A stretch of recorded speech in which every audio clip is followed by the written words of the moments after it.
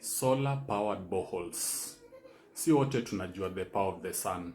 So nitawapea short procedure vile hiyo powered borehole huwa ina work.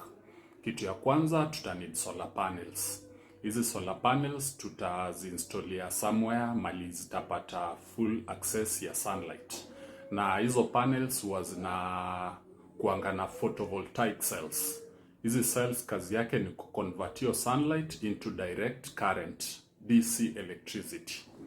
Kitu ya pili need solar pump controller. Hii huwa inapatikana hapo kwa control panel na kazi yake huwa ina regulate flow of hiyo DC current to the pump.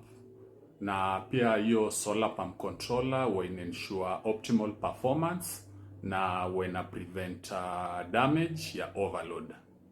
Kitu ya tatu need submersible pump. Hiyo pump huwa tunailoa inakuanga huko chini ndani ya borehole. Na kazi yake huwa ni kulift water to the surface. Hiyo pump huwa design in a way that iko powered na hii DC electricity. Advantage ya solar powered borehole ya kwanza ni inaweza tumika in remote areas. In remote areas in a way that kuna this grid ama the Kenya Power Electricity. So that is a big advantage.